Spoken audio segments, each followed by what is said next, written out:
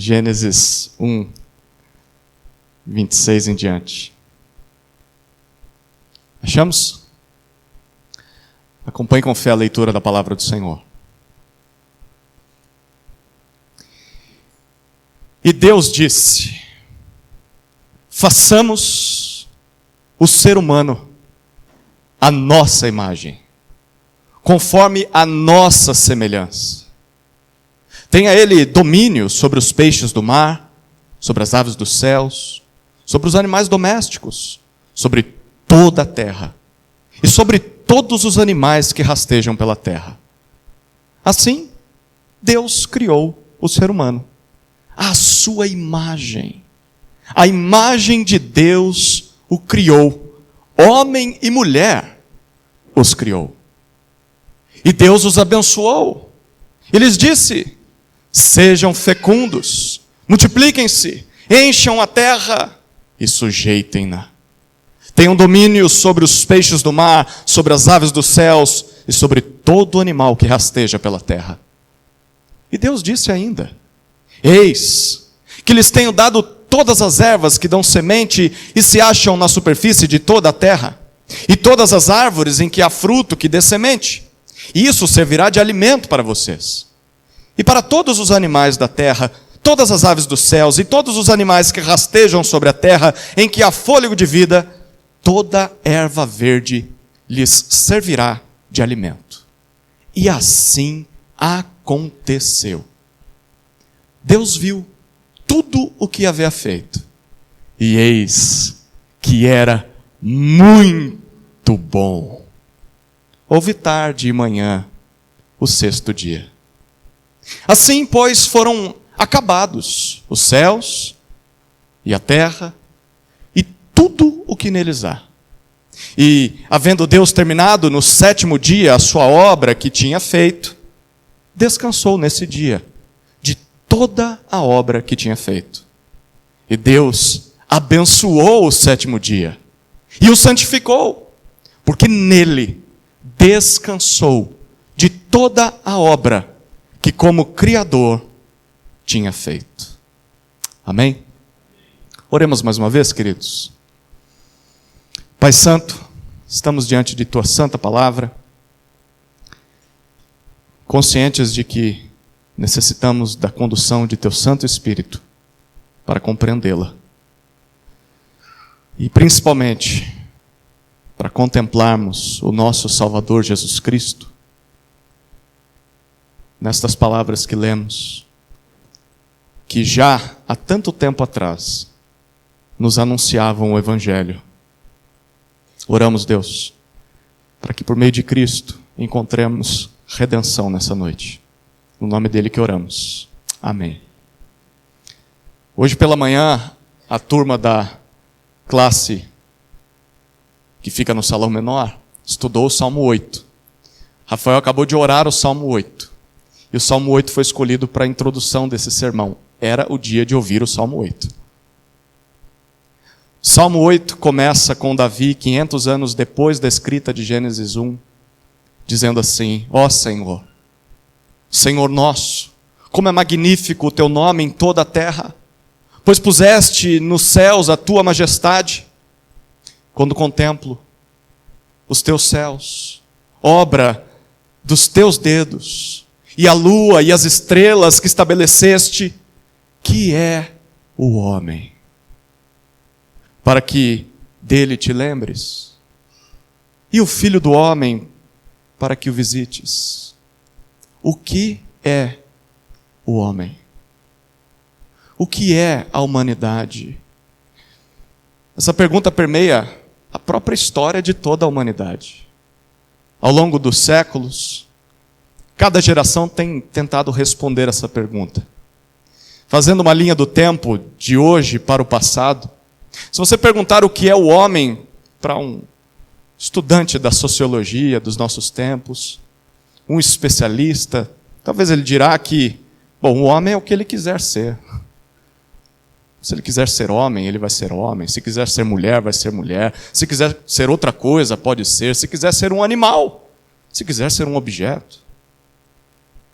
Talvez outros diriam, não, o o homem é um sistema de informações. Assim, quanto mais ele tiver acesso ao saber, quanto mais tiver acesso à tecnologia, mais perfeito ele será. A pergunta é, será? Talvez você queira voltar um século XX. E se quiser perguntar para Jean-Paul Sartre, o que ele diria? Bom, ele diria que o homem é aquilo que ele faz. Para ele, nós não temos natureza definida. Nós somos o resultado das nossas escolhas. Ainda no século XX, talvez você queira perguntar para Sigmund Freud. Freud, o que é o homem? Bom, Freud disse que nós somos um composto de impulsos e desejos egoístas, que são apenas controlados pela culpa, pela imposição da sociedade. Talvez você queira viajar um século antes, século XIX. Charles Darwin. O que é o homem, Darwin? Bom, nós não passamos de descendentes de animais evoluídos. Foi Darwin quem disse que nós viemos do macaco. Nós somos fruto da seleção natural. Ainda no século XIX, Karl Marx disse que o homem é um conjunto das relações sociais, mais a capacidade de fabricar, de produzir. Ou seja, ser homem nada mais é do que os interesses das relações e é mão de obra manipulável. Esse é o homem. Não gostei. Bom, então você começa a voltar do século XVIII até o século XII. Vai encontrar dois pensadores, Immanuel Kant. Ele disse que o homem é um fim em si mesmo. Está ficando difícil, né? O que isso significa? Que o que difere o homem do restante da natureza é a capacidade do homem de criar leis, criar uma ética e viver de acordo com essas leis. É isso que separa dos demais animais. Não gostei. René Descartes. O que é o homem? Bom, o homem é uma coisa pensante. É dele que vem aquela frase, penso, logo existo. A pergunta é, e se eu não tenho capacidade de pensar? Não existo? Antes disso, Aristóteles também tentou responder essa pergunta na Grécia Antiga. O que é o homem? Ele disse, o homem é um animal, racional e político. O homem tem a capacidade, diferente dos animais, de pensar, de raciocinar e de viver em sociedade, de viver na polis. Naquela mesma época, na China antiga, Confúcio tentava dizer o que era o homem. E ele disse, olha, o homem, na verdade, para ser tudo aquilo que a humanidade pode ser, o homem, a plenitude humana está em cumprir os deveres para com os outros. Dá para entender porque a sociedade na China é do jeito que é hoje. O resultado é uma sociedade movida pelo dever, pela obrigação. Bom, a pergunta é, quem está certo? Quem está certo? Bom, antes de todos estes que eu citei, na época e no local onde Israel nasceu, havia a Mesopotâmia, os mesopotâmios. A Mesopotâmia foi o berço das civilizações. Foi ali que nasceu a Babilônia, nasceu a Assíria. Eles definiam a humanidade da seguinte maneira, no mito chamado Enuma Elish. Abre aspas. No início, existiam apenas os deuses oceanos. Apsu, o deus da água doce, e Tiamat, o deus da água salgada. Esse Tiamat representava um dragão, um monstro marinho. Bom, os deuses mais jovens, que vieram das águas, eles eram barulhentos, como todo jovem é. E eles faziam muita bagunça, perturbavam o descanso de Apsu. Então Apsu decidiu matar esses deuses mais jovens. Mas ele foi assassinado pelo deus Ea, um deus jovem. Tiamat não gostou da história. Então ela formou um exército de monstros marinhos para destruir os deuses jovens. O deus Marduk, que se tornou o padroeiro da Babilônia, ele aceitou lutar contra Tiamat. Os deuses mais jovens fizeram um acordo e aceitaram. Marduk, você pode nos liderar. desde que Marduk assumisse a soberania sobre os deuses. Então Marduk vai para a batalha. E Marduk mata Tiamat. Marduk divide o corpo desse deus em duas partes e cria o mundo. De uma metade de Tiamat ele fez o céu, da outra metade ele fez a terra. E Marduk, agora soberano sobre os deuses, ele diz aos deuses menores e jovens: bom, agora vocês são meus subordinados. E a sentença sobre vocês é que vocês vão trabalhar para manter a ordem nesse mundo que eu acabei de criar. Então eles agora são trabalhadores de Marduk. Eles se cansam. Eles ficam fatigados e eles pedem clemência. Marduk decide então ajudá-los. E ele utiliza o sangue do deus Kingu. Kingu era o general de guerra de Tiamat. Foi derrotado. E Marduk, a partir do sangue desse deus derrotado, cria a humanidade. Abre aspas para o relato de Enuma Elish. Marduk disse: artérias eu unirei e darei origem aos ossos. Criarei Lulu. Lulu mesmo. Homem seja o seu nome. Formarei Lulu, o homem. Que ele seja sobrecarregado com o trabalho dos deuses, para que possam respirar livremente. Então, eles, os deuses, acorrentaram Kingu e infligiram-lhe a pena. Cortaram suas artérias e de seu sangue formaram a humanidade. Assim, impuseram trabalho ao homem e libertaram os deuses. Fecha aspas. O que é o homem? Para os mesopotâmios, a cultura de maior influência no Antigo Oriente, inclusive influência sobre Israel. O homem é um ser secundário. Um ser criado a partir dos restos mortais de um Deus derrotado. Um ser predestinado a servir os deuses, fazer o trabalho sujo para que os deuses descansem. Em resumo, o homem é um substituto, um mero escravo, um ser indigno. Bom, que tipo de sociedade essa visão gera? Bom, ela produz certamente uma sociedade marcada pela tirania, pela violência, um reflexo dos deuses, maldade, desigualdade. Para uma sociedade que pensa no homem dessa maneira, a escravidão não é um problema. Porque nós já nascemos assim. Os próprios deuses são escravos. Para uma sociedade que pensa dessa maneira, nós podemos matar quem não produz. Podemos nos livrar de quem não trabalha. Podemos nos livrar de bebês. Não são importantes. Podemos nos livrar de idosos. O que eles podem produzir? Não podemos nos livrar dos doentes. Porque como eles vão nos ajudar a trabalhar para que os deuses descansem? Uma sociedade assim manda. Em uma sociedade assim manda quem tem mais força. Manda quem é mais poderoso, quem é vitorioso em guerras. No final das contas, a sociedade vai ser um reflexo dos seus deuses. A pergunta é: há alguma diferença entre a sociedade da Mesopotâmia e a sociedade que nós vivemos hoje? Qualquer semelhança não é mera coincidência. É exatamente um reflexo do que sempre aconteceu na história. Não há nada novo debaixo do céu.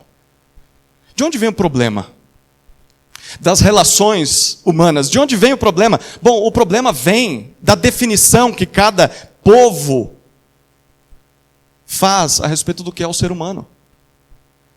Como é que o povo de Deus deveria responder essa pergunta? O que é o homem?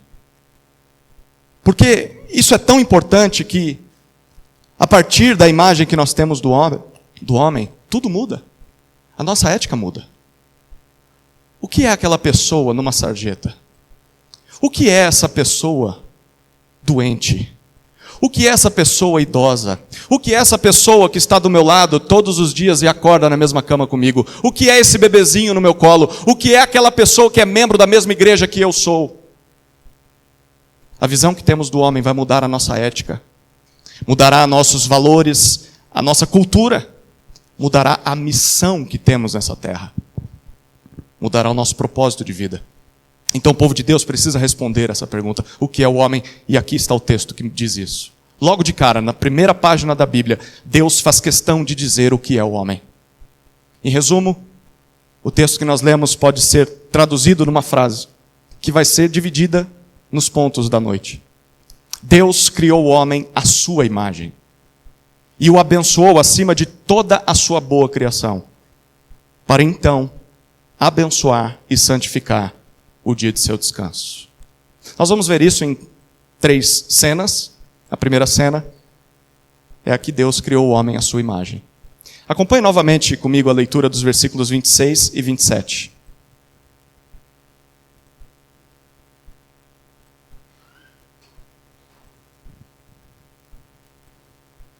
E Deus disse: façamos o ser humano à nossa imagem, conforme a nossa semelhança. Tenha ele domínio sobre os peixes do mar, sobre as aves dos céus, sobre os animais domésticos e sobre toda a terra, e sobre todos os animais que rastejam pela terra. Assim, Deus criou o ser humano, à sua imagem. A imagem de Deus o criou, homem e mulher os criou. Essa cena se divide em 2 partes. A primeira parte é a fala de Deus, a segunda parte é a ação de Deus. A fala está no versículo 26. Para que a gente entenda o que está sendo dito no versículo 26, é necessário lembrar do que a gente já viu até agora. Desde o versículo 1 até o versículo 25, de Gênesis 1, nós vimos uma declaração geral sobre a criação, lá no versículo 1. No princípio, Deus criou os céus e a terra. Depois disso, Moisés, que é o autor desse texto, nos deu um cenário, o ambiente para a criação dos céus e da terra. O versículo 2 nos disse que a primeira coisa que Deus criou era uma terra sem forma e vazia. E o que Deus passa a fazer a partir disso é, então, dar forma àquela terra e preenchê-la com seres viventes. Ele dá forma, separa as coisas, do versículo 3 até o 13. Depois, nos dias 1 a 3, depois dias 4, 5 e 6, ele preenche isso. Versículo 14 até o 25. Ele coloca vida, animais na terra, nos mares, nos céus. E há uma ordem. Aqueles que participaram dos grupos de discipulado nessa semana perceberam isso, né? Nas conversas a gente falou sobre isso. Há uma ordem. O texto deixou muito claro que Deus fala e o que ele diz acontece. Simplesmente assim. Deus cria as coisas a partir do nada. E Deus avalia tudo aquilo que ele faz. Ao final do dia, o que ele diz? Isso ficou bom. Deus fez isso no versículo 10, versículo 12, versículo 18, 21 e 25. Por 5 vezes ele disse que o que ele fez estava bom. E então termina o dia. Mas houve uma exceção. A exceção é o versículo 25. Exatamente o versículo anterior ao nosso texto de hoje. Porque Deus avaliou aquele dia sem ter terminado ainda o dia. Deus tinha feito os animais que viveriam na terra. E Deus diz no final do versículo 25. E Deus viu que isso era bom, mas o dia não acabou. Tanto é que tem ainda o versículo 26 até o final do capítulo. O que nós estamos vendo aqui é uma progressão. Há algo que está acontecendo de especial. Deus está preparando o cenário para colocar uma coroa sobre a sua criação. E essa coroa é a criação da humanidade. Então, no versículo 26, Deus diz: é a mesma fala que deu origem a todas as coisas. Façamos o ser humano. Façamos ao homem, façamos à humanidade. Essa palavra significa a humanidade de modo geral. Com quem é que Deus está falando aqui? Você reparou que está no plural? Da primeira pessoa? Façamos. Será que Deus está falando com os animais? Façamos o ser humano à nossa imagem? Será que Deus está falando com os anjos do céu? Será que Deus está falando com os deuses da Mesopotâmia? Bom, Deus está falando consigo mesmo.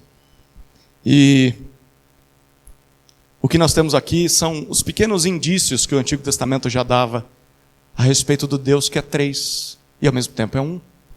Nós já vimos o Espírito pairando sobre a face das águas lá no versículo 2. E conforme vimos na semana também, em João capítulo 1, Jesus Cristo estava lá presente. Ele era o Verbo, a palavra de Deus, aquilo que Deus falava. Bom, Deus está falando consigo mesmo. Como nós sabemos disso? O versículo 26 continua. Porque ele diz, vamos fazer o homem à nossa imagem. Não a imagem dos animais, não a imagem dos anjos, não a imagem dos deuses falsos. A nossa imagem, conforme a nossa semelhança. Há um paralelismo aqui entre imagem e semelhança que se referem à mesma coisa. Ao que imagem e semelhança se referem? Bom, antes da gente pensar com os conceitos da teologia sistemática, porque talvez seja a primeira coisa que vem à sua mente, é natural. A gente vive num mundo sistemático. A teologia sistemática só surgiu a partir do século II depois de Cristo. Antes disso, nós precisamos entender como pensava aquela cultura, lá na época em que a Mesopotâmia tinha essas crenças. Bom, naquela época, ali no Egito, e um pouco mais para cima, na Mesopotâmia, apenas os reis eram chamados de imagem de Deus. Só os soberanos eram especiais, eram tratados como superiores aos outros, os seus súditos não. Um cidadão, um mero subalterno, ele não era visto como imagem dos deuses. Bom, de onde vinha essa ideia? Essa ideia vinha da crença de que a humanidade ela surgiu do sangue de um Deus derrotado para servir aos deuses como escrava. Então, o rei, ele representa os deuses, ele é o único que é diferente. Ele é o único que é especial, que merece um tratamento especial. E o que Moisés está deixando muito claro desde o começo, essa não é a verdade. Deus criou a humanidade para refleti-lo como que um espelho sobre toda a criação. Ao olhar para qualquer ser humano, nós deveríamos nos lembrar que não somos acidente. Não somos fruto do acaso. Não somos maiores e nem somos menores do que os outros. Todos nós somos criados por um Deus bom. Como filhos que refletem quem o Pai é. Você consegue perceber isso no seu filho, na sua filha? Bom, esse aspecto aqui veio do papai. Esse aspecto veio da mamãe. Dá para ver. Tem traços dos pais nos filhos. O ser humano foi criado dessa maneira. Dá para ver quem Deus é. Dá para aprender sobre quem Deus é e faz através da humanidade. E o versículo 26 continua confirmando isso. Deus diz: o homem terá domínio, como um rei. Domínio sobre tudo o que Deus criou, sobre os peixes, sobre as aves, os animais terrestres. Deus criou a humanidade para dominar sua criação. Os seres humanos serão uma espécie de representante, de espelho do Criador sobre a terra. É isso que Davi continua dizendo no Salmo 8. A partir do versículo 5, ele diz: fizeste-o, falando da humanidade, no entanto, por um pouco menor do que Deus. Lendo Gênesis, a gente entende o que isso significa. E de glória e honra o coroaste, deste-lhe domínio sobre as obras da tua mão, e sob seus pés tudo lhe puseste, ovelhas e bois, todos, e também os animais do campo, as aves do céu, os peixes do mar, e tudo o que percorre as veredas dos mares. Gênesis está nos dizendo isso há muito tempo antes. O ser humano é como um mordomo, como uma espécie de capataz do Criador sobre o mundo. Nós somos criados para representar o nosso Criador na terra, como bons administradores. Administradores responsáveis, que hão de prestar contas ao seu dono. Isso significa, queridos, de maneira muito prática, que não há categoria de homem maior ou superior que outros. Seja pela tonalidade da pele, seja pela origem nacional, seja pela condição social, pela capacidade cognitiva, talvez capacidade produtiva. Não há diferença por causa da idade, se é um bebê que ainda está na barriga da mãe, ou se já é um idoso que viveu muitos anos. Não interessa se é maioria numa sociedade, ou se é minoria nessa sociedade. Deus criou a humanidade à sua imagem, não há maiores e não há menores. Ponto final. Aos olhos de Deus, toda a humanidade é realeza. Toda a humanidade merece tratamento digno, simplesmente porque foi criada para refletir o Criador. É por isso que na lei de Israel, a época em que o povo está recebendo Gênesis, Deus dizia que eles deveriam se preocupar com os órfãos e as viúvas. Porque os órfãos e as viúvas também são criados à imagem de Deus. Eles também são dignos. Lá em Tiago, capítulo 1, ele diz que a religião pura e sem mácula também faz isso. A igreja também é chamada a se preocupar com os órfãos e as viúvas. A pergunta é por quê? Porque mesmo que o pecado tenha manchado a imagem de Deus no homem, nós veremos isso no capítulo 3, todo ser humano continua tendo dignidade em si, simplesmente pelo fato de ser ser humano. E deve ser tratado como tal, mesmo que esse outro ser humano seja diferente de mim. Tenha o cabelo diferente do meu, tenha o olhar diferente do meu, tenha uma história diferente da minha, mesmo que ele talvez seja doente e não consiga fazer as coisas que eu faço. Talvez ele é pequeno demais, talvez ele é velho demais, talvez ele seja pobre demais, talvez ele seja simples demais aos meus olhos, mas ele deve receber tratamento igual, pela sua dignidade intrínseca, por quem ele é. Deus o criou com dignidade. Não deveríamos dar tratamento ou honra diferente às pessoas só por causa das suas diferenças. Só por causa das características físicas, características sociais. Tiago fala sobre isso. Vocês dão valor aí ao rico, quando chega o rico, dão o melhor lugar para ele, e o pobre vocês deixam em qualquer canto. Vocês estão fazendo errado, porque Deus criou todos à sua imagem. Deveriam ser tratados com dignidade simplesmente por serem humanos. Barreiras físicas, sociais, intelectuais não deveriam nos separar. Todos nós continuamos sendo dignos de honra, criados à imagem de Deus. Depois da fala de Deus, nós vemos a segunda parte dessa primeira cena, é a ação de Deus no versículo 27. O resultado daquilo que Deus diz é exatamente, acontecem as coisas. O versículo 27 diz que ele cria o ser humano à sua imagem. Detalhe aqui, como é que esse ser que será criado, ou que está sendo criado, representará o Criador sobre toda a criação? Ele é composto de duas metades. Percebe isso no versículo 27? Homem e mulher, macho e fêmea, literalmente é isso que Moisés está dizendo. Ambos criados à imagem de Deus. Repare a repetição do verbo criar, só no versículo 27. Moisés repete o bará, lembra disso quem estava aqui semana passada? Bará é a expressão hebraica para se referir à criação de algo novo que não existia antes. E só Deus pode fazer isso. Essa palavra é usada só para Deus no Antigo Testamento. Por 3 vezes no versículo tão pequeno, bará é citado. Criou, criou, criou. Queridos, com essa ênfase de Moisés, fica claro que, para refletir a sua imagem na terra, Deus criou uma comunidade. Uma comunidade. Curioso, né?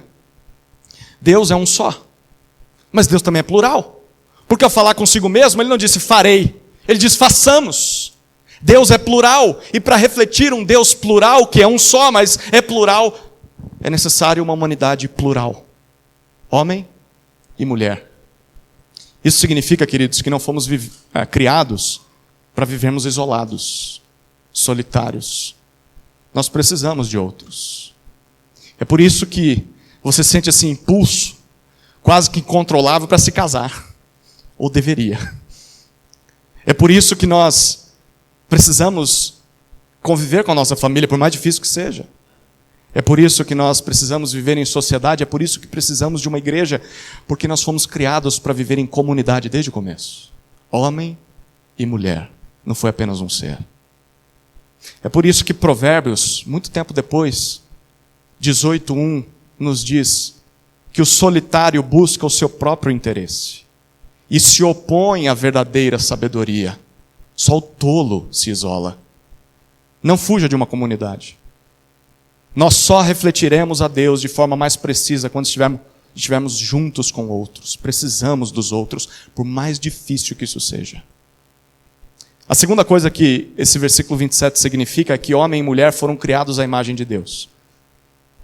Nas culturas daquela época, e até muitas culturas atuais, e às vezes até dentro da cultura evangélica, era impensável imaginar a mulher sendo criada à imagem de Deus. A mulher era considerada propriedade do homem, como um mero escravo ou até um animal. Isso naquela cultura. Mas Deus está deixando muito claro desde o começo. Ele conferiu à mulher a mesma dignidade que conferiu ao homem. O homem não é mais especial que a mulher, e a mulher não é mais especial que o homem. Ambos possuem, sim, funções diferentes. Nós veremos isso especialmente no capítulo 2. Funções diferentes no casamento, na relação com os filhos, na responsabilidade diante de Deus, perante a sociedade. São funções diferentes, mas são igualmente importantes os dois. Nós não devemos nos ver como superiores, mais importantes, melhores ou independentes do sexo oposto. Tem gente que diz isso hoje. Não, o homem é mais inteligente mesmo, o homem é mais preparado. A mulher é um ser de segunda categoria. Tem gente que está dizendo isso. Aí vai o outro extremo, que diz, não, o homem que é um ser limitado. Nós, mulheres, não precisamos dos homens. Isso é uma afronta ao que Deus está dizendo. Os dois estão errados. Os dois são importantes, os dois precisam um do outro. Cada um no seu lugar, mas precisam um do outro. Esse texto também significa, queridos, que o nosso gênero não é escolha pessoal.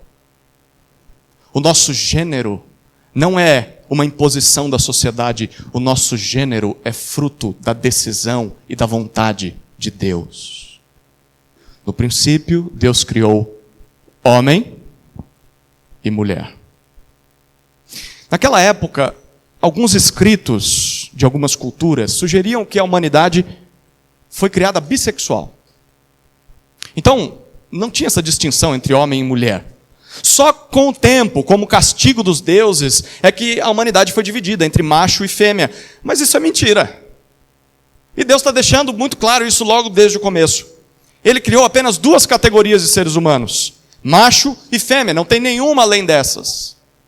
Semana passada eu citei um dos comentaristas, que comenta muito precisamente Gênesis, Victor Hamilton. E ele diz o seguinte: a sexualidade não é um acidente da natureza, nem é simplesmente um fenômeno biológico. Em vez disso, é um dom de Deus. Um dom de Deus. Se você nasceu homem, ou se você nasceu mulher, Deus não errou, querido. Deus não errou, querida. Deus sabe o que faz. Ele decidiu te fazer assim. Sim, você talvez possa até sentir dificuldades em ser homem. Talvez você sinta dificuldades em ser mulher e cumprir as tarefas que isso exige, mas você não pode desfazer o que Deus fez. Se você tentar fazer isso, é só olhar para a nossa sociedade. Haverá severas consequências. Somente uma sociedade doente, uma sociedade longe de Deus, tentaria negar o que Deus fez. Ou tentaria transformar o que Deus fez. Uma sociedade doente faz isso. Mas imagine uma igreja. Imagine uma igreja que tem a palavra desse Deus logo na primeira página, dizendo que Ele criou homem e mulher. E uma igreja que diz isso é relativo. Você pode ter nascido homem, mas pode ser o que você quiser. Essa igreja acabou de fechar a Bíblia. Ela não está lendo mais a Bíblia. Essa é a primeira cena. Deus cria o homem à sua imagem e semelhança. A segunda cena é que Deus abençoou o homem acima de toda a sua boa criação. Olhe comigo novamente os versículos 28 até 31.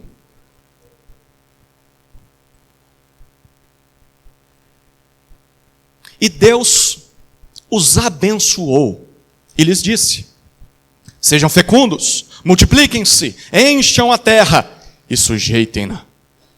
Tenham domínio sobre os peixes do mar, sobre as aves dos céus e sobre todo animal que rasteja pela terra. E Deus disse ainda: eis que lhes tenho dado todas as ervas que dão semente e se acham na superfície de toda a terra, e todas as árvores em que há fruto que dê semente. Isso servirá de alimento para vocês. E para todos os animais da terra, todas as aves dos céus e todos os animais que rastejam sobre a terra, em que há fôlego de vida, toda erva verde lhes servirá de alimento. E assim aconteceu. Deus viu tudo o que havia feito, e eis que era muito bom. Houve tarde e manhã, o sexto dia. Seguindo o padrão daquilo que Deus fez com os peixes e as aves, lá no versículo 22, Deus se dirige ao casal e os abençoa no versículo 28. No que consiste a bênção de Deus? Bom, ela está exatamente naquilo que Ele diz para eles. Ou seja, Deus está dando para eles o privilégio e a capacidade de cumprir duas funções. Aqui está a bênção de Deus sobre a humanidade. Primeira é a função da procriação. Sejam fecundos, ou frutifiquem como uma árvore. Segundo, multipliquem-se, sejam muitos. Terceiro, preencham a terra. Note que há uma enorme diferença entre os homens e os animais. Porque apesar de que Deus usou essa mesma linguagem lá no versículo 22, os animais foram criados segundo as suas espécies, lembra disso? No versículo 21 nós vimos isso, no versículo 24 também. Deus criou cada animal dentro da sua categoria, dentro da sua família genealógica. Mas o homem, a humanidade, não foi criado segundo a sua espécie. Foi criado segundo a espécie de Deus. Segundo a imagem e semelhança de Deus. Então pensa numa lógica simples. Ao gerar filhos, o que o homem estará produzindo nessa terra? Pequenas imagens de Deus. Deus está conferindo ao homem o privilégio de gerar novas imagens dele na terra. Mas ao mesmo tempo, que grande responsabilidade que é essa tarefa. Deus não continua criando homens e mulheres ao longo da história. Ele conferiu isso à humanidade e diz: vocês vão fazer esse trabalho. Ele quem dá essa vida, mas a responsabilidade está nas mãos da humanidade. Isso é importante, queridos, porque na Mesopotâmia e em Canaã, para onde Israel está marchando, as pessoas acreditavam que a fertilidade, ou seja, a capacidade de ter filhos, ela dependia dos rituais religiosos, do culto aos deuses. Mas tudo isso não passava de mentira. Deus está dizendo o seguinte: sabe por quê? Desde o início da história, a humanidade nunca parou de se reproduzir. Queridos, se você estuda a história um pouquinho só, você vai olhar e falar: gente, isso aqui é um milagre. A humanidade ter chegado aonde chegou hoje é um milagre. Você vê guerras e rumores de guerras na nossa época e fica assustado. É porque você não estudou sobre a Segunda Guerra Mundial, sobre a Primeira Guerra Mundial, sobre como foi a Idade Média, sobre como foi na época do Império Romano, sobre como foi na época do Império Persa e os impérios que vieram antes disso. Você acha que o mundo é terrível hoje? Você devia dar graças a Deus de nascer no mundo que você nasceu. A humanidade ter sobrevivido ao longo das eras, ou melhor, ao longo dos séculos e milênios, é milagre. Na verdade é bênção. Apesar de tanta maldade, tanta imoralidade, tanta homossexualidade, que não é só dos nossos tempos, é desde o princípio. Deus abençoou a humanidade para que ela continuasse se reproduzindo. Talvez você esteja morrendo de medo. Gente, essa geração vai fazer com que a humanidade acabe. Não, não vai. Ela só vai perder o privilégio de não ter filhos. A honra de não ter filhos. Mas a humanidade não vai acabar, porque Deus a abençoou assim. Então, talvez você esteja pensando: peraí, mas eu até gostaria de ter filhos, mas não consigo.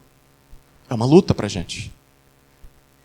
A resposta que Deus está dando para aquele povo caminhando no deserto, que esperava que nascesse o Salvador das mulheres de Israel, e que muitas delas, principalmente as esposas dos patriarcas, elas não tinham filhos. Eles sofreram com essas perguntas. Se Deus é o Deus que abre a madre, se Deus é o Deus que gera vidas, por que é que nossas mulheres têm dificuldade com isso? Talvez você esteja lutando com essa questão no seu coração. O que Deus está dizendo para aquele povo andando no deserto é: se você não consegue ter filhos, não busque os deuses em sacrifícios desesperados e inúteis. Recorra ao Deus que criou vocês para compreender a vontade dele. Por que não, Deus? É a Ele que vocês devem recorrer, e não aos deuses da geração de vocês. A primeira função da bênção de Deus é a procriação. A segunda função é o domínio. O versículo 28 nos diz que homem e mulher, junto com aqueles filhos que eles terão, irão se espalhar sobre a terra para fazer o quê? Para sujeitá-la. Exercer domínio sobre todos os animais que Deus fez. Você lembra como é que os mesopotâmios justificavam a origem dos homens? Os deuses estavam cansados, foram criados os escravos, os serviçais dos deuses. Como é que Deus conserta isso? Bom, Deus está dizendo: Todos vocês são reis sobre a minha criação. Tudo o que eu fiz, eu estou confiando a vocês.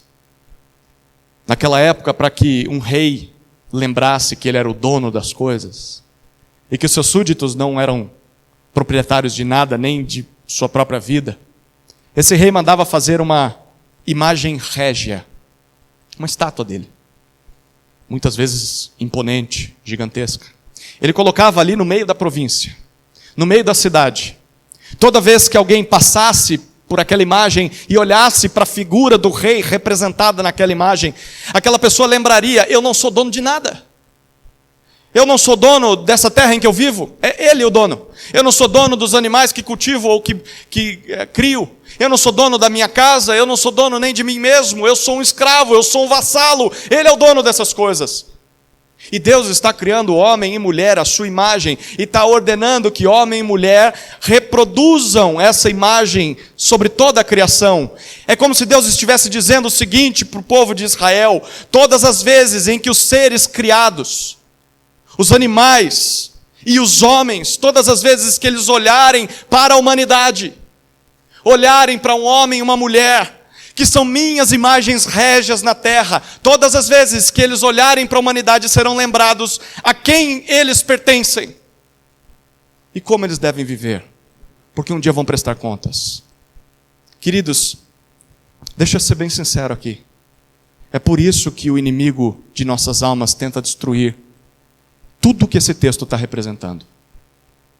Satanás quer destruir a visão divina do casamento.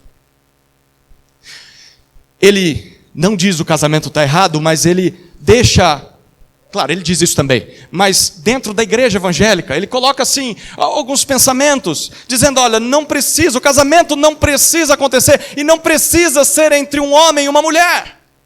O casamento pode ser entre um homem e um homem, pode ser entre uma mulher e uma mulher, ou seja lá o que a pessoa se identifique. É tudo o que Satanás quer. Ele também quer distorcer a visão divina sobre o sexo. O sexo não precisa ficar apenas dentro do casamento, não precisa ser praticado apenas entre o marido e sua esposa. O inimigo quer também distorcer a visão sobre os filhos. Você não precisa de filhos, você não precisa desejar filhos, você deve odiar filhos. E o povo de Deus tem ouvido essas coisas sem se dar conta do engano, do erro que está por trás disso. Porque quando Satanás consegue corromper essas coisas, ele corrompe a ideia do domínio. Ele corrompe a imagem de que homem e mulher são imagens régias de Deus sobre a criação, que refletem o Rei. Quando a humanidade deixa de refletir quem Deus é, ela passa a se esquecer de Deus. Ela não tem mais referência. E quando ela deixa de refletir quem Deus é, ela passa a se esquecer de quem ela mesma é. A humanidade começa a se ver como um monte de carne, um monte de desejos, um monte de ideias, como esse monte de pensador que eu citei no início. O resultado é um mundo de trevas. Um mundo cercado por maldade e destruição. Queridos, não permitam que Satanás tenha êxito sobre a sua vida. Volte os seus olhos para o ideal de Deus, para a bênção de Deus para a humanidade. Volte os seus olhos para aquilo que é casamento, para aquilo que é sexo, para aquilo que é a criação de filhos, para aquilo que é dominar essa criação, para Gênesis. Ouça Deus, porque Ele sabe o que Ele disse, Ele que nos criou. Nos versículos 29 e 30, nós vemos que Deus oferece provisão, tanto para o ser humano, quanto para os animais. Do que eles viveriam? O que eles comeriam? O texto diz: de ervas que dão semente, das árvores em que há fruto que dê semente. E o texto diz no versículo 30 que assim aconteceu. Em outras palavras, Deus criou os homens e os animais para serem herbívoros. Herbívoros. Agora os veganos vão dar glória a Deus, né? E aqueles que gostam de um churrasco,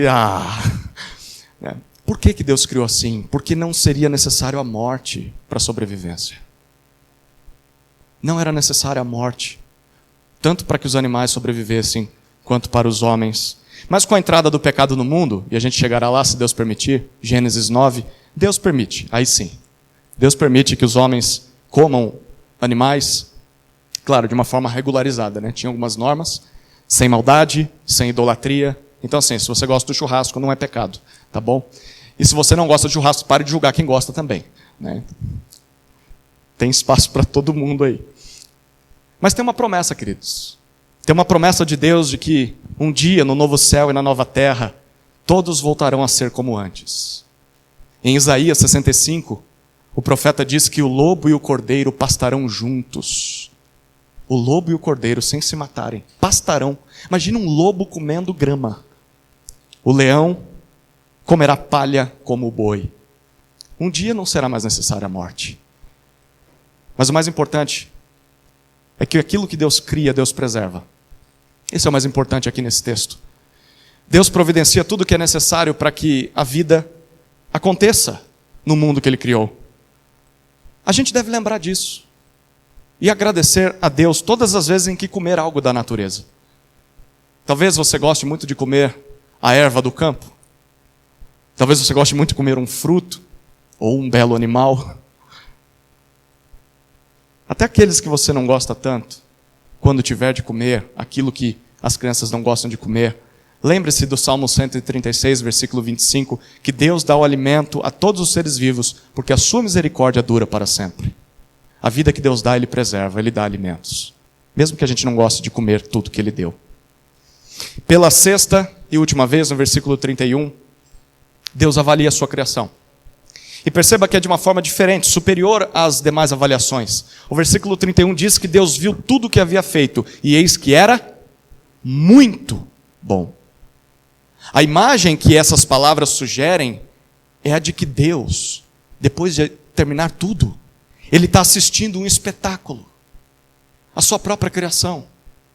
E Deus constata, tudo ficou excessivamente lindo. E dá para concordar com Ele, não dá? Olhando para um pôr do sol como o de hoje, olhando para um beija-flor, olhando para uma bela flor, olhando para a humanidade nos seus momentos áureos, a gente conclui a mesma coisa, Senhor, ficou muito bom. Davi estava certo quando disse no Salmo 36, em Ti está a fonte da vida, na Tua luz vemos a luz. Tiago também, quando disse, toda boa dádiva e todo dom perfeito vem lá do alto, descendo do Pai das luzes, em quem não pode existir variação ou sombra de mudança. Queridos, quando nós olhamos para essa criação dessa maneira, quando a criação está no seu devido lugar, os animais, o céu, a lua, as estrelas, as plantas, não são tratados como deuses, mas como o objeto do nosso domínio e criados por Deus para o nosso deleite, então tudo se torna mais belo, tudo se torna mais prazeroso, se torna muito bom. E quando nós olhamos para a humanidade, o homem e a mulher vistos como imagem de Deus, igualmente importantes, igualmente responsáveis por representá-lo na terra, tudo fica mais leve também. Dentro de casa fica mais leve, fica mais agradável, mais desejável. Quando você vê a humanidade dessa forma, o casamento fica mais desejável. Quando um marido trata a esposa de maneira digna, a esposa trata o marido de maneira digna, os filhos olham e falam, é isso que eu quero para a minha vida. Eu quero casar. Eu quero desfrutar disso aí. Quando os filhos são vistos dessa maneira, eles se tornam algo muito bom, muito desejável. Quando o trabalho é visto na ótica de Deus, ele se torna algo muito bom. Quando comunidade é vista dessa maneira, se torna muito boa. Chegamos à terceira e última cena. Deus abençoou e santificou o dia de seu descanso. Olha os versículos 1 a 3 do capítulo 2.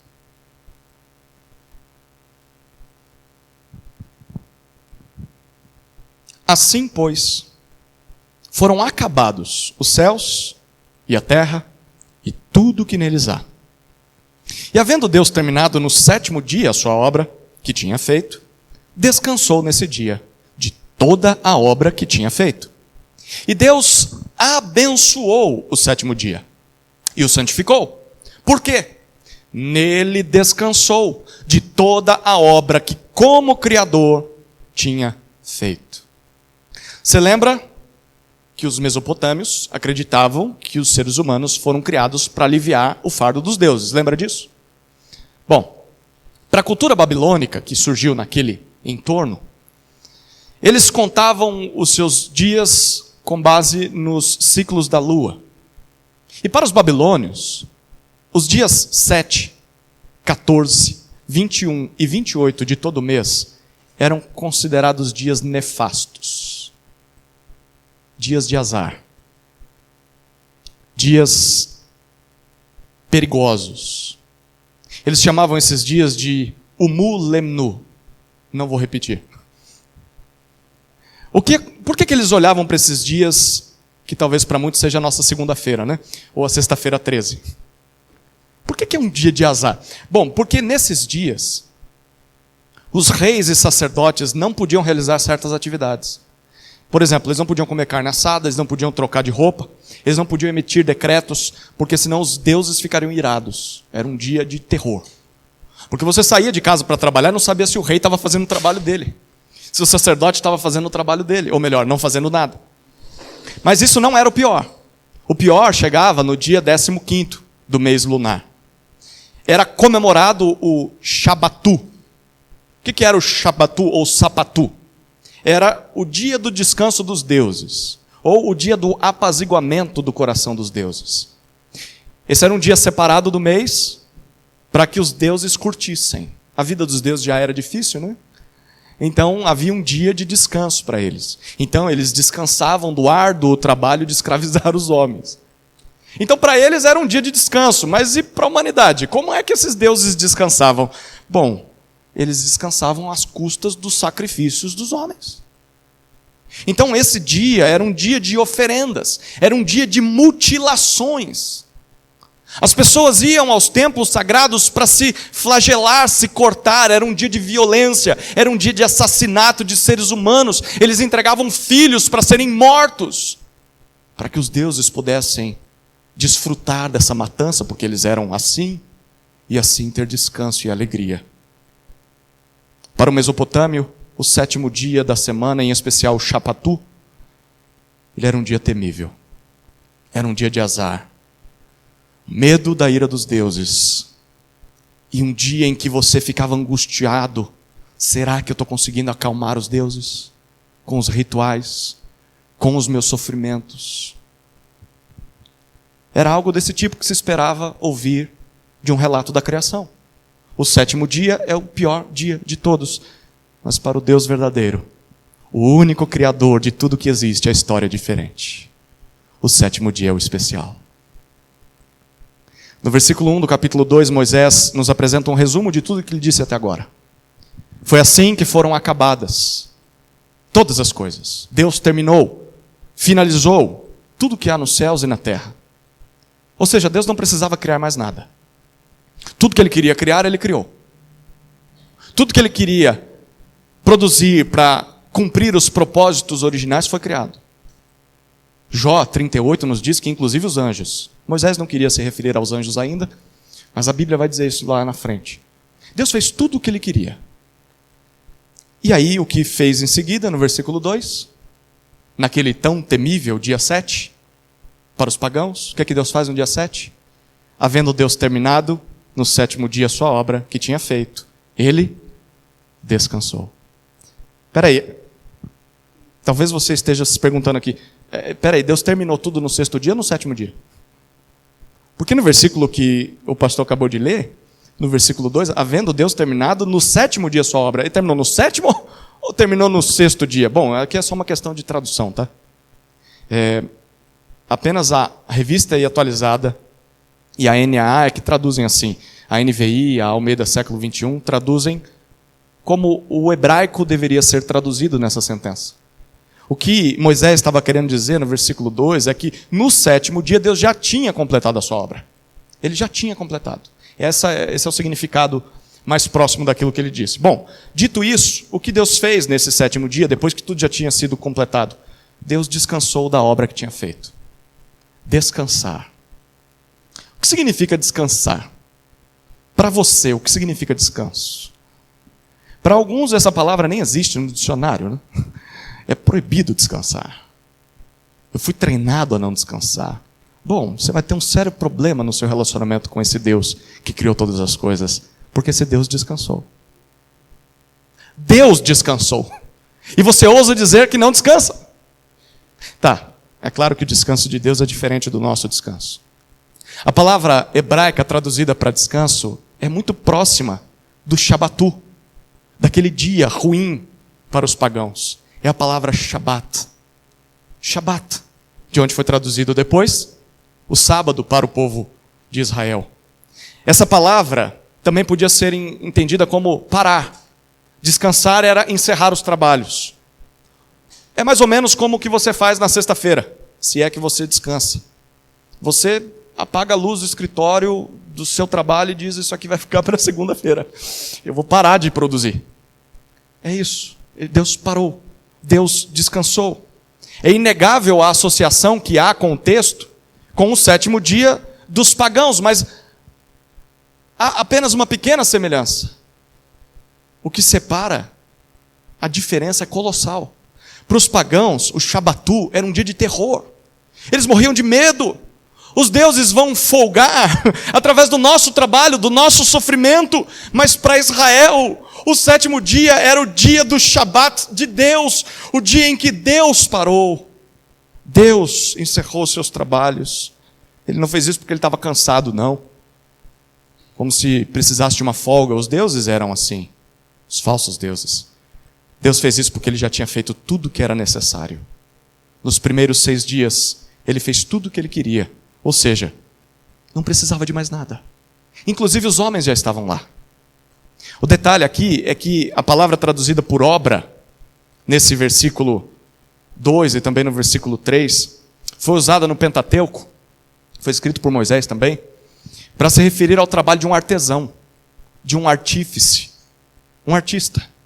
É diferente dos demais trabalhos, que eram os trabalhos mais comuns naquela época, trabalhos mais braçais, mais brutos, como o de alguém que quebrava pedras. Então a ideia é de que, enquanto as culturas no Oriente atribuíam a origem do mundo aos conflitos, às guerras, ao derramamento de sangue, através de deuses grosseiros, deuses quase que carniceiros,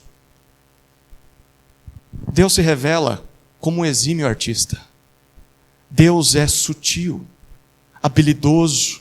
Ele finaliza a sua obra de arte, a criação do homem. Tem uma nota aqui, que é assim que o templo de Deus deverá ser construído. Você se lembra quando Deus está prescrevendo a construção do templo? Ele diz: não haverá pedras que serão quebradas dentro do templo. Elas são quebradas fora. Por quê? Porque o templo vai representar o Deus Criador. O Deus Criador não quebra pedras, Ele esculpe pedras. Ele é um artista. Queridos, de fato, a quem podemos comparar Deus? Parafraseando Isaías, não existe outro igual a Deus. A nossa existência não é fruto do acaso, não é fruto de acidente, da confusão entre falsos deuses, mas nós somos fruto da ação sábia, habilidosa, amorosa, de um Deus perfeito que pensou em todos os detalhes. Todos. E esse Deus, após terminar o seu trabalho, parou para contemplar o seu trabalho. Então ele descansou, como quem diz assim: realmente, isso ficou lindo. Ficou perfeito, não precisa de mais nada. Queridos, trabalho não tem a ver apenas só com dinheiro. Se você pensa que o trabalho é só para você ter uma recompensa, para no fim do mês poder pagar os seus boletos, você não entendeu ainda o que é trabalho. Trabalho, sim, é para a gente conseguir o sustento, mas é muito além disso. O trabalho é para a gente fazer algo de bom, como o Deus Criador que fez. Existem trabalhos que são honestos e bons, e trabalhos que são detestáveis, e nós deveríamos fugir deles. São trabalhos covardes, maldosos, trabalhos que não produzem bem para a sociedade, não produzem bem para a sua vida. Esse tipo de trabalho a gente tem que descartar, mas o trabalho sendo bom, ao término de um dia, ao término de uma semana, nós podemos parar e olhar e falar: ficou bonito, dá para descansar. Deixa aí, semana que vem eu volto. Tá bom por hoje. É por isso que no versículo 3, Deus faz mais 2 coisas. Ele abençoa o sétimo dia e o santifica. Santificar significa declarar que algo é especial, é diferente dos demais. Deus consagrou o sétimo dia. Pergunta por quê? Calma, eu sei que você está querendo discutir o sábado. Calma, o texto diz por quê. Por quê que Deus abençoou e santificou o sétimo dia? O que diz o versículo 3? Porque neste dia Deus descansou. Ele parou, ele concluiu toda a obra que como Criador tinha feito. Por que Deus fez isso? Porque ele parou naquele dia. Deixa eu contar para vocês, toda cultura pagã tinha os seus templos, e até hoje tem, espaços, locais sagrados. As pessoas diziam que era lá onde os deuses deveriam ser buscados. Até hoje dizem isso. Se você acha que aqui é o único lugar onde Deus deve ser buscado, você é um pagão. Não é um cristão. Porque os pagãos pensam dessa maneira. Deus só pode ser encontrado naquele lugar, naquele templo. Era assim que os pagãos pensavam. Então, quando você chegava naquele lugar, ele exigia reverência, respeito. Por quê? Porque o Deus dessa terra está aqui. O Deus dessa cidade está nesse templo. Respeite. Tire a sandália dos seus pés. Porque você está no templo do sagrado, do divino. Mas em Gênesis, Deus está dizendo que Ele está acima de tudo isso. O Deus Criador não está presente apenas em um templo, porque Israel não tinha um templo. Israel terá um tabernáculo, que eles vão montar e desmontar. E quando tiver desmontado e eles estiverem caminhando, onde estará Deus? Dentro da bagagem? Ele está dentro da mala dos levitas, é isso? Não. Deus está deixando muito claro aqui, eu estou sobre toda a minha criação. Por isso, ao invés de santificar um templo, ao invés de santificar uma construção, Deus santifica o próprio tempo. O tempo. Deus santifica um dia. Deus santifica a criação. É por isso que lá em Isaías 66 Deus diz: o céu é o meu trono e a terra é o estrado dos meus pés. Sabe o que isso significa para nós na prática, queridos? Que todo tempo, todo lugar da criação é sagrado. Todo lugar da criação é santificado, é dedicado ao Criador. Se você reparou, o sétimo dia não termina. Deus santifica e abençoa o sétimo dia, ele não tem fim. Tudo que Deus criou, todos os segundos, todos os minutos, cada pedacinho da criação é dedicado a Deus. Então Deus espera adoração em todo lugar, todo dia, não só aos domingos. Onde quer que o povo de Deus esteja nesse mundo, seja individualmente, seja em grupo, ali se torna um lugar de culto ao Deus Criador. O seu quarto é um lugar de culto ao Deus Criador. A sua cama é um lugar de culto ao Deus Criador. A sua cozinha é um lugar de culto. A sua sala, a rua quando você sai para trabalhar, o carro quando você entra para dirigir no trânsito caótico de Atibaia, de manhãzinha, 7:30 da manhã. Ali é um local de culto a Deus, porque o tempo foi santificado por Ele. O ônibus lotado, depois de um dia de trabalho, é o dia, é o local de culto a Deus. A oficina, o escritório, o campo, a quadra, a prefeitura, tudo é um local de culto ao Deus que santificou todas as coisas. Tudo é meu. Eu estou presente em tudo. Então, se para Deus essa questão é tão importante, ao ponto dele criar nos 10 mandamentos um só para que o povo separasse um dia para ele. Você lembra disso? Esse povo que está no deserto recebendo Gênesis, acabou de ouvir de Moisés, lá em Êxodo capítulo 20, de que eles trabalhariam 6 dias e no 7º eles parariam, eles descansariam, porque esse é o sábado do Senhor. Nesse dia vão se dedicar não à sua obra, a sua obra eles fazem nos 6 primeiros dias, no 7º eles se dedicam à obra do Senhor. Isso é tão importante que Deus criou uma lei para isso. Sabe por quê, queridos? Porque a nossa tendência é esquecer disso. A nossa tendência é esquecer, primeiro, que nós precisamos trabalhar. Quando Deus cria essa lei, Ele está dizendo para o povo, vocês precisam lembrar que tem que trabalhar. O seu Criador trabalhou em 6 dias. Ele podia ter feito tudo num só dia, mas Ele fez em 6. Então você também precisa trabalhar. Deus não te criou para viver na preguiça. Deus não te criou para viver de auxílio podendo trabalhar. Deus te fez para trabalhar. Mas ao mesmo tempo, quando Deus dá essa lei para o povo, Deus também lembra ao povo de que o povo precisa descansar. Porque o Criador descansou. Trabalhou em 6 dias, descansou no 7º dia. Esse é o outro extremo, a preguiça. O primeiro extremo, eu não quero fazer nada. O outro extremo é, eu vou morrer de tanto trabalhar. E eu já perdi a conta de quantas pessoas eu já conversei e a pessoa diz, eu não consigo parar. Eu não tenho folga no meu negócio. Se eu parar, o negócio morre. Eu não consigo tirar férias, eu não consigo tirar um tempo para descanso. Numa dessas viagens que fiz, uma moça me pegou no Uber do aeroporto para me levar para a rodoviária. E eu percebi, ela era jovem, e eu perguntei sobre a cidade, ela conhecia pouco. Ela falou, olha, eu não sei muito por aqui. Eu falei, por quê? Porque eu estou fazendo só um bico aqui no Uber.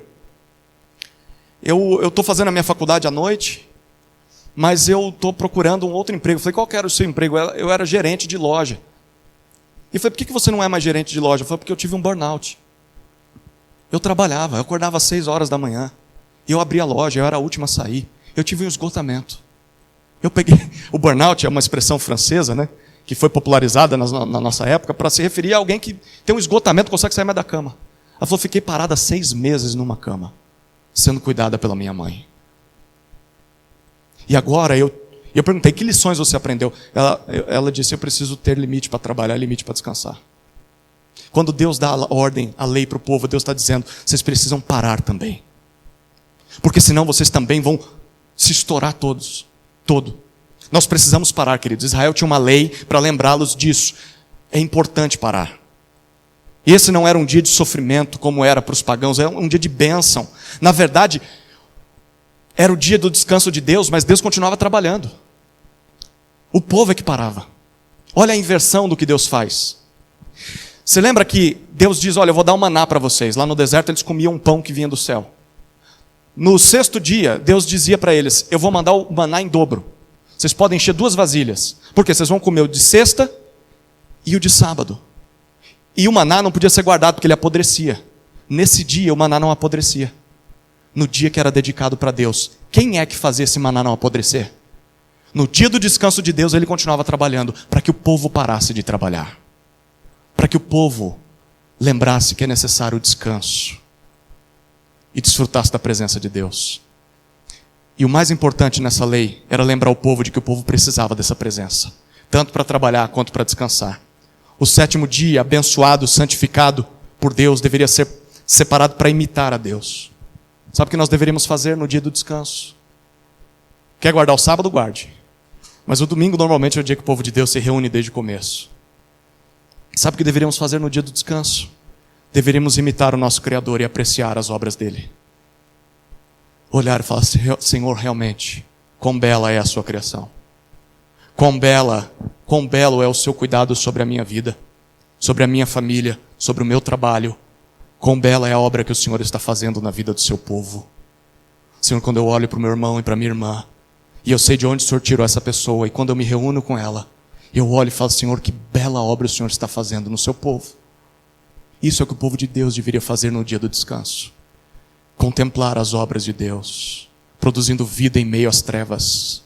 Se você não para, querido, se você não valoriza o domingo, se você não valoriza o culto, está perdendo isso. Bom, Gênesis 1, de 26 até 2:3 nos diz que Deus criou o homem à sua imagem, o abençoou acima de toda a sua boa criação, para então o abençoar e santificar o seu dia de descanso. Mas a gente sabe que no capítulo 3, essa boa criação foi afetada pelo pecado, né?